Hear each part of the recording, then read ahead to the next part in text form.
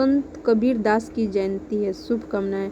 इस शुभ अवसर पर हम आपके साथ उनके जीवन का एक प्रेरक प्रसंग आपके साथ साझा कर रहे हैं। राजा की परीक्षा।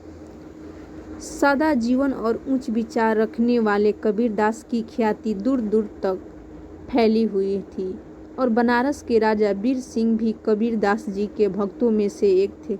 जब कभी कबीर दास राजा से मिलने जाते तो राजा स्वयं कबीर दास जी के चरणों में बैठ जाते और उन्हें राजगद्दी पर बैठा देते।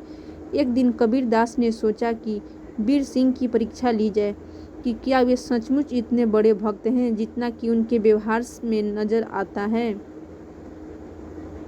या वह दिखावा मात्र है। अगले ही दिन वे बनारस के बाजारों में एक मोची और एक महिला भक्त, जो कि पहले वेश्या थी, के साथ राम नाम जपते निकल पड़े और साथ ही उन्होंने अपने हाथ में 2 बोतलें पकड़ ली जिसमें रंगीन पानी था, पर देखने से शराब प्रतीत होता था।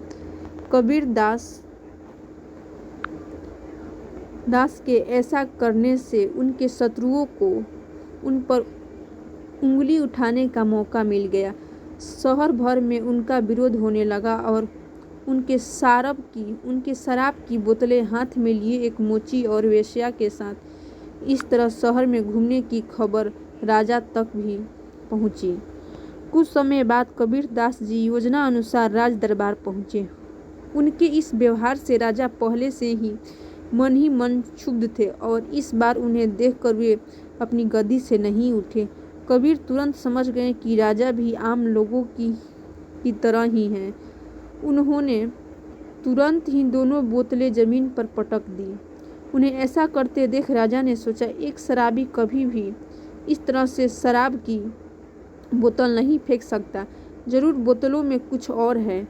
राजा तुरंत उठा और कबीर दास जी के साथ आए। मोची को किनारे कर उससे पूछा, ये सब क्या है? मोची बोला, अरे महाराज, आपको नहीं पता, जगन्नाथ मंदिर में आग लगी हुई थी और संत कबीर दास इन बोतलों में भरे पानी से वे आग बुझा रहे हैं। राजा ने इस घटना का दिन और समय नोट कर लिया और बाद में इस बात की सच्चाई का पता लगाने के लिए एक दूत जगन्नाथ मंदिर भेजा। मंदिर के आसपास रहने वाले लोगों ने इस बात की पुष्टि की उसी दिन और उसी समय में मंदिर में आग लगी थी जिसे बुझा दिया गया था। जब राजा को इस सच्चाई का पता चला तो उन्हें अपने व्यवहार पर पछतावा हुआ और संत कबीर दास में उनका विश्वास और दृढ़ हो गया। Thanks for watching.